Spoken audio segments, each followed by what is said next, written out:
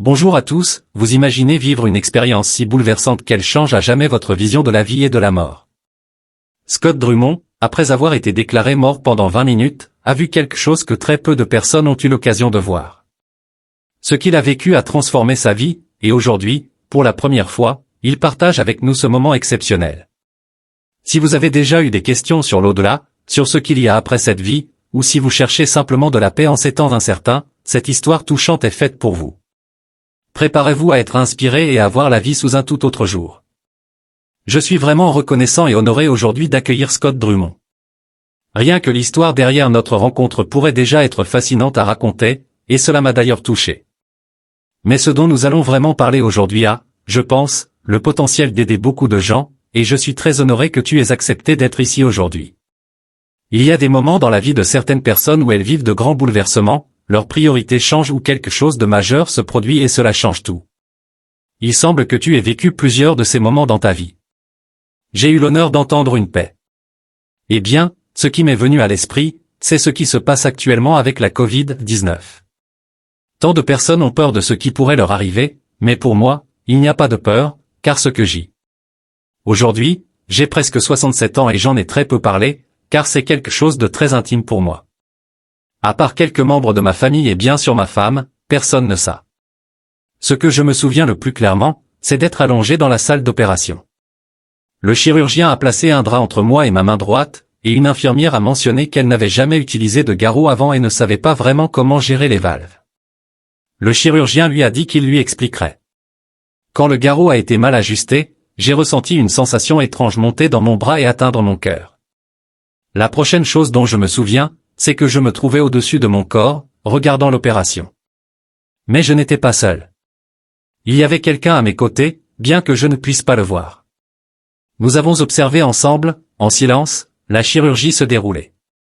C'est incroyable la paix que j'ai ressentie pendant 3 jours, allongé dans ce lit d'hôpital. C'était assez drôle, le médecin revenait sans cesse pour vérifier si tout allait bien avec moi et il était extrêmement gentil.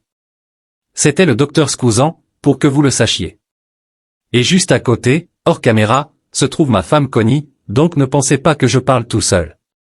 Rire. Eh bien, nous sommes mariés depuis 45 ans et c'est quelque chose que j'ai gardé très privé et sacré dans ma vie, parce que cela signifiait tellement pour moi. Cela a changé ma vie, ma manière de voir les choses, et cela a aussi changé ma relation avec ma femme. Nous sommes ensemble et nous ne faisons qu'un, au lieu de simplement essayer de vivre chacun de notre côté. J'essaie. Je ne suis pas parfait, j'ai encore beaucoup à apprendre dans la vie. Depuis que j'ai 28 ans, ma vie a pris une direction complètement différente. Cela m'a rapproché de mon Père Céleste. Je sais qu'il y a un Dieu, sans l'ombre d'un doute. Une autre chose que je peux dire, c'est que je n'ai pas peur de mourir, parce que je sais à quel point ce sera paisible. Mon pouce fonctionne très bien aujourd'hui, je l'appelle mon pouce bionique. Mais ce que je veux dire, c'est que j'aime ma famille, j'aime ma femme.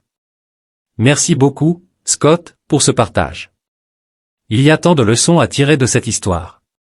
Rien que le fait que tu n'aies absolument aucune peur de la mort, surtout dans le climat actuel du monde, est une chose précieuse.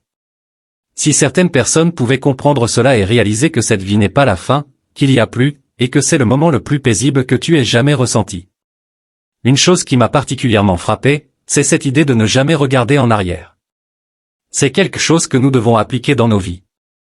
Nous transportons tellement de bagages et nous nous sentons coupables de nos actions passées. Le message que tu as reçu là-bas, c'est qu'il faut avancer, sans se retourner, sauf pour s'inspirer et changer sa vie pour mieux faire.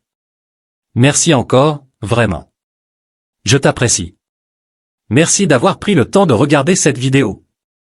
Si vous avez aimé ce que vous avez vu, n'oubliez pas de vous abonner pour ne manquer aucun de mes prochains récits. Vos likes et commentaires sont précieux, alors n'hésitez pas à partager vos réflexions ou à poser des questions sur les thèmes abordés. J'ai hâte de lire vos réponses et d'échanger avec vous. Ensemble, continuons ce voyage d'éveil et de transformation. À très bientôt.